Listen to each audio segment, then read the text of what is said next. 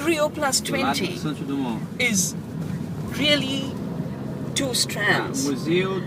What's happening in the official summit, but even more important, what's happening in the events organized by civil society, both at Rio Centro as well as the People's Summit. And I'm on my way to the People's Summit.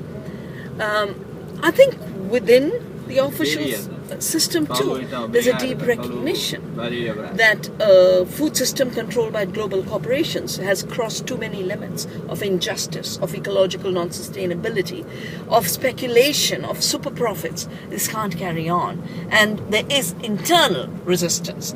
As an official negotiator told me this morning, this is a river that's going to burst, no matter what they try to do. Many governments are realizing that at the end of the day, they will be stuck with the riots around food, farmers dispossessed, an economic crisis combined with an ecological crisis. I think civil society is putting out new agendas in such a sharp way. We used to be fragmented. We used to be fragmented within the organic movement. Now it's agroecology, connecting everyone, the different strands of organic. But the consumers were never part of the agriculture production system. 20 years ago, they weren't talking about food. Today, they're with us. And these new coalitions that are north and south, women and men, consumer producer, youth and old, are creating a whole new opportunity for change. And of course, change always comes from the youth, from you. And we have been told by the dominant narrative, by the corporations, that A, there's no place for people in farming and food systems, and B, there's no place for youth. They're all leaving the countryside, they're abandoning food, we'll have to live off frozen dinners, genetically modified food, synthetic biology, we will have to live on non-food.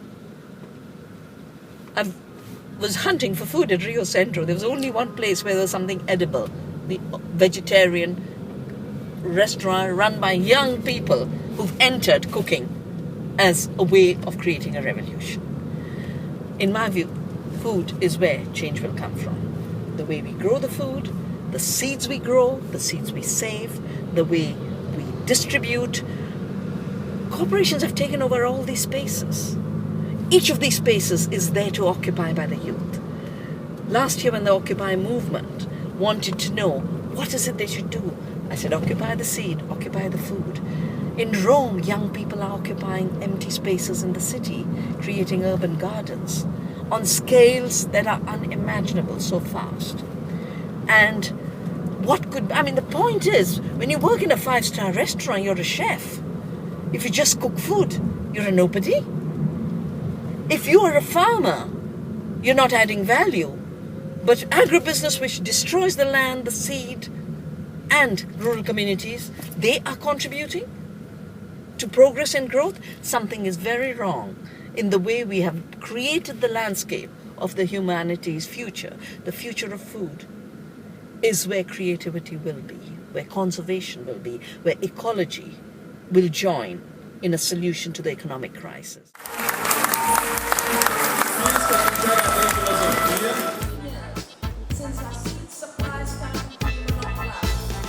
Genetically modified seed allowed royalty collection. We have lost 250,000 Indian farmers to suicide because agriculture is so horrible.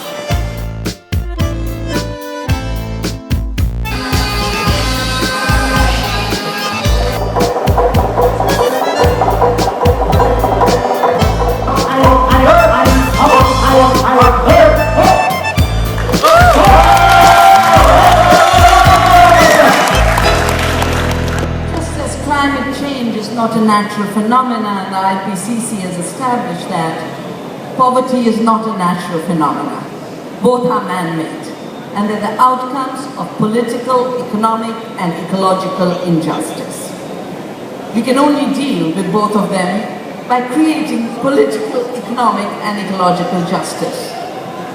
Ecological justice means sharing the resources of the earth more equitably, democratically. We have a very beautiful, powerful, ancient saying in one of our Vedas, which says, if you take take more than you need, then you are a thief. Because you're either stealing from another species that needs that ecological space, or you're stealing from another person, or you're stealing from the future.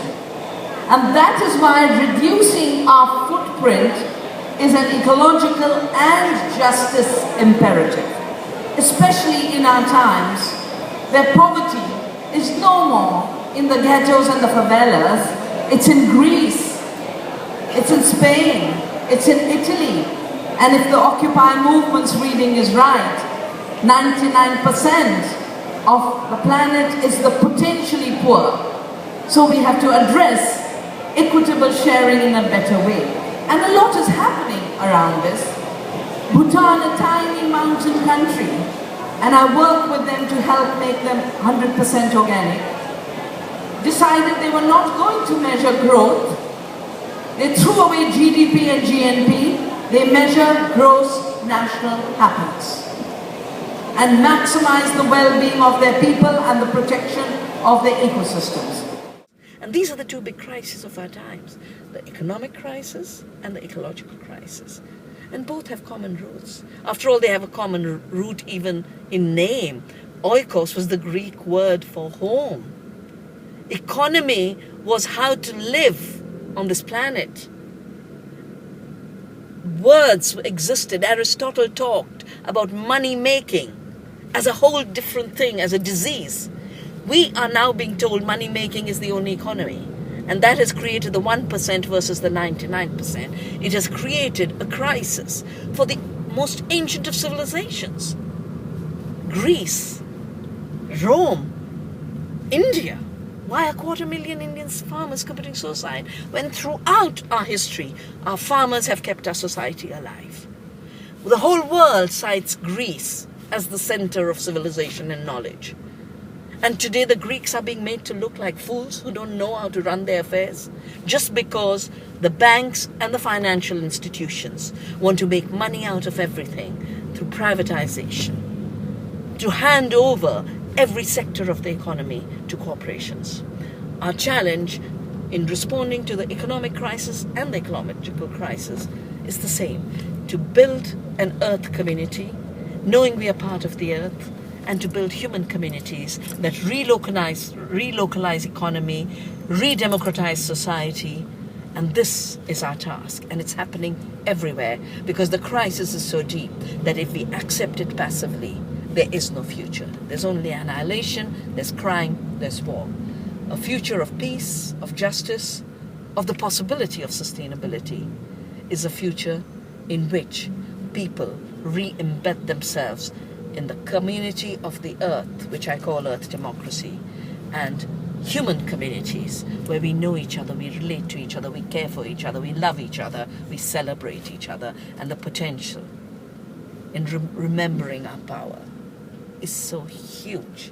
We haven't even started to explore where it can take us. Gandhi gave the most important political ecology lesson of our times. He said the earth has enough for everyone's needs, but it does not have enough for a few people's greed.